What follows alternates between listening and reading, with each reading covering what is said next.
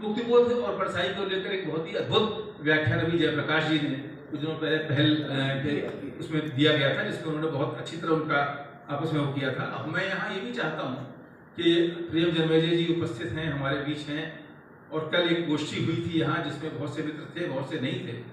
तो जन्मेजय जी जो हैं उन्होंने जैसे जैसे अपने समय के हिसाब से टकराने की बात होती है, तो कोरोना काल को लेकर जैसे उन्होंने लिखा है, तो मतलब आप उसमें पढ़ें तो आपको लगेगा कि हाँ, वह दृष्टि जो परछाई की दृष्टि है, लेखक सब अलग अलग हैं, सबकी सृजनशीलता अपनी अपनी है, लेकिन जो समय युग से टकराने की बात है तो वो उसमें लिखते हैं कि जिनके पास घर नहीं थे या जिनके घर दूर थे, वो तपिश भरी सड़कों पर छालों का दर्द महसूस करते हुए गए, क्योंकि वो शहर जिसने उनकी मजदूरी को निचोड़ने के लिए कभी उनको बिठा लिया था पास में, अब उसने उनको पहचानने से इनकार कर दिया। और जिनके घर थे वो क्या कर रहे थे, वो अपने शौक पूरे कर रहे थे, वो व्यंजनों का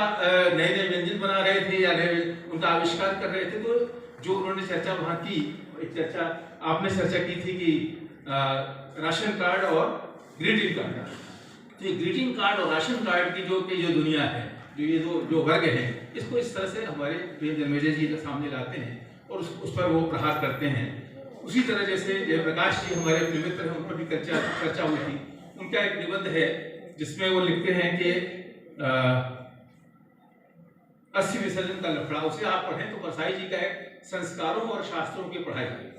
वो आपको याद आएगा, क्योंकि वहां भी एक अस्थि विसर्जन हो रहा है। परछाई जी लिखते हैं कि एक मार्क्सवाद, अच्छा देखिए आपने ये चर्चा आपने की आत्मालोचना, व्यंग्य, देखिए आलोचना करने का अधिकार तो सच पूछिए उसी को है जो अपनी आलोचना कर सकता है, सच्ची, और उसी की आलोचना दिल में उतरती है, उसी की आलोचना में नैतिक बल आता है। तो परछाई जी उसमें लिखते हैं कि एक मित्र हैं, मार्क्सवादी हैं,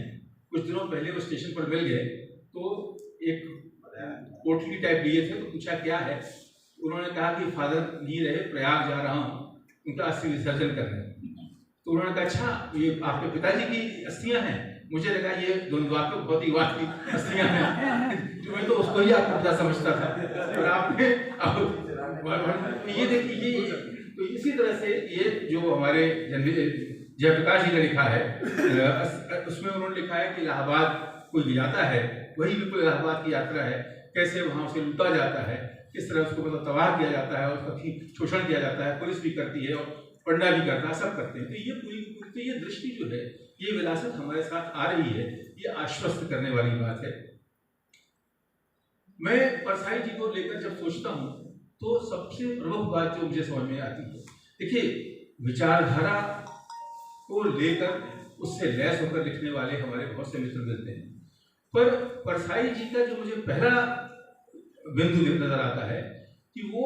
उनके पास कहने के लिए है जो उन्होंने अर्जित किया है पढ़कर, अध्ययन से, विचार से, जीवन से, अनुभवों से, संवेदना से, और उसे वो आप तक पहुंचाना चाहते हैं, हम तक पहुंचाना चाहते हैं। वो संवाद के लिए आकुल रचनाकार है, वो संप्रेषण करने के लिए वो बिल्कुल इसके लिए वो हर माध्यम का इस्तेमाल करने को तैयार है। वो कविता, वो कहानी का इस्तेमाल करते हैं, वो निबंध का इस्तेमाल करते हैं, वो अखबार के कॉलम का इस्तेमाल करते हैं। मैं आकाशवाणी में रहा हूँ, मुझे पता है कि आकाशवाणी में अगर उन्हें बुलाया जाए, न बुलाइए, सालों साल वो पूछने नहीं आते थे क्यों नहीं बुलाया, जबकि कई विद्वानों को जानता हूँ जो क्यों आपके यहाँ